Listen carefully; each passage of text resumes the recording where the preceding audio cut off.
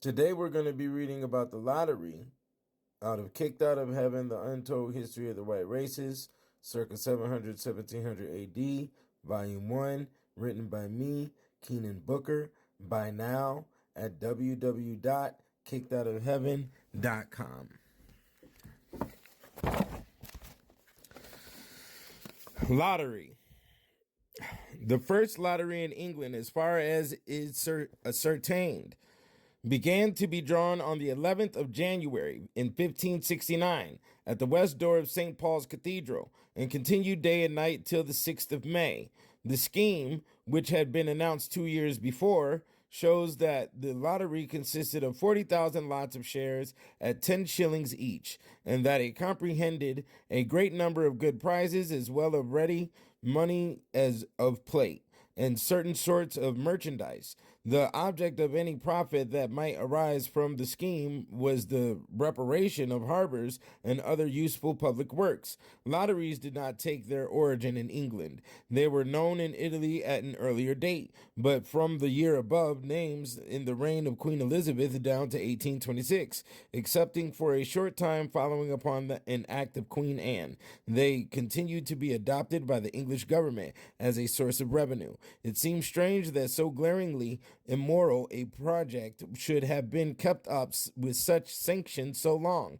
The younger people at the present day may be at loss to believe that in the days of their fathers there were large and imposing offices in London and pretentious agencies in the provinces for the sale of lottery tickets, while flaming advertisements on walls, in new books, and in the public journals proclaimed the preferableness of such and such lucky offices, this one having sold 2/16 of the last £20,000 prize, that one a half of the same, another having sold an entire £30,000 ticket the year before, and so on. It was found possible to persuade the public, or a portion of it that were a blessing had once lighted, it was the more likely to light again. The state lottery was framed on the simple principle that the state held forth a certain sum to be repaid by a larger. The transaction was usually managed thus: the government gave £10 prizes for every share taken on an average, a great many blanks, or of prizes under £10, left of course a surplus for the creation of a few magnificent prizes wherewith to attract the unwary public. Certain firms in the city, known as lottery office keepers, contracted for the lottery, each taking a certain number of shares. The sum paid by them was always more than £10 per share, and the excess constituted the government profit. It was customary for many years for the contractors to give about £16 to the government and then to charge the public from £20 to £22. It was made lawful for the contractors to divide the shares into halves, quarters, eighths, and sixteenths, and the contractors always charged relatively more for these aliquot parts.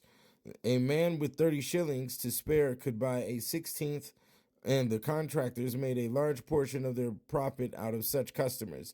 The government sometimes paid the prizes in interminable annuities instead of cash, and the loan system and the lottery system were occasionally combined in a very odd way. Thus, in 1780, every subscriber of £1,000 towards 12 billion at 4% received a bonus of 4 lottery tickets, the value of each of which was £10, and anyone which might be the fortunate number for a 20 or 30,000 pound prize. Amongst the lottery offices, the competition for business was intense.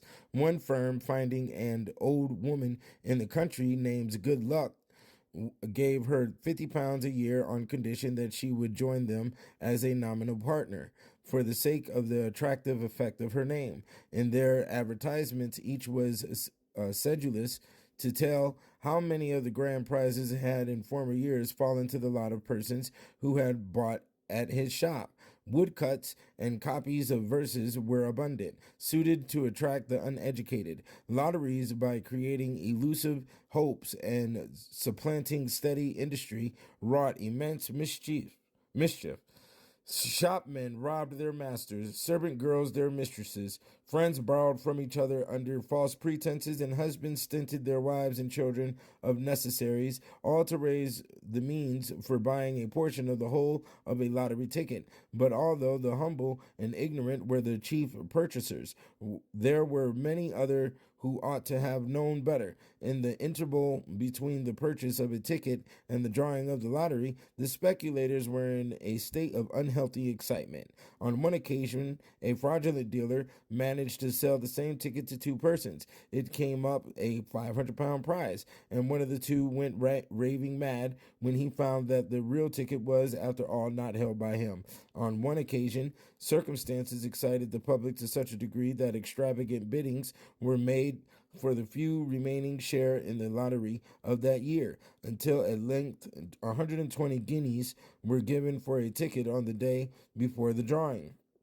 One particular year was marked by a singular incident. A lottery ticket was given to a child unborn, and was drawn a prize of £1,000 on the day after his birth. In 1767, a lady residing in Holborn had a lottery ticket presented to her by her husband, and on the Sunday preceding the drawing, her success was prayed for in the parish church in this form: the prayers of this congregation are desired for the success of a person engaged in a new undertaking.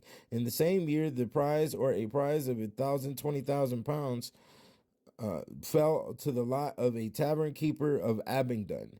We are told in the journals of the time, the broker who went from town to carry him the news he complimented with £100, all the bells in the town were set a ringing. He called in his neighbors and promised to assist this with a capital sum, that with another gave way plenty of liquor, and vowed to lend a poor cobbler money to buy leather to stock his stalls so full that he should not be able to get into it to work. And lastly, he promised to buy a new coach for the coachman who brought him down the ticket, and to give a set of as good horses as could be bought for money. The theory of lucky numbers was in great favor in the days of the lotteries. At the drawing papers were put into a hollow wheel, inscribed with as many different numbers as there were shares or tickets. One of these was drawn out, usually by a blue coat boy who had a holiday and a present on such occasions, and the number audibly announced. Another blue coat boy then drew out of another wheel a paper denoting either blank or a prize for a certain sum of money, and the purchaser of the particular number was awarded a blank or a prize accordingly. With a view to lucky numbers, one man would select his own age or the age of his wife, another would select the date of the year, another a row or of odd or of even numbers. Persons who went to rest with their thoughts full of lottery tickets were very likely to dream of some one or more numbers, and such dreams had a fearful influence on the wakers on the following morning. The readers of the Spectator will remember an amusing paper, number 191, October 9th in 1711, in which the subject of lucky numbers is treated in a manner pleasantly combining banter with useful caution.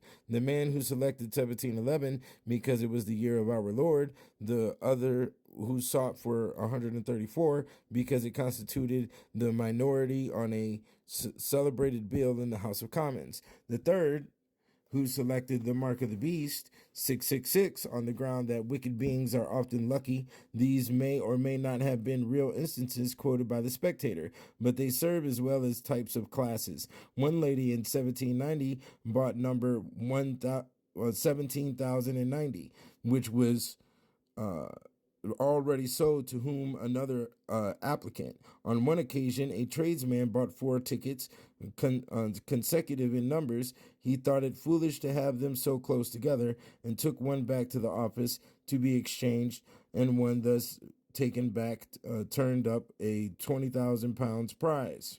The lottery mania brought other evils in its train. A species of gambling sprang up, resembling time bargains on the stock exchange, in which two persons, A and B, lay a wager as to the price of consoles at some future day, neither intend to buy or to sell. Okay? And if you want to learn more by Kicked Out of Heaven at kickedoutofheaven.com. It comes with over 1,000 pictures, 3-volume series.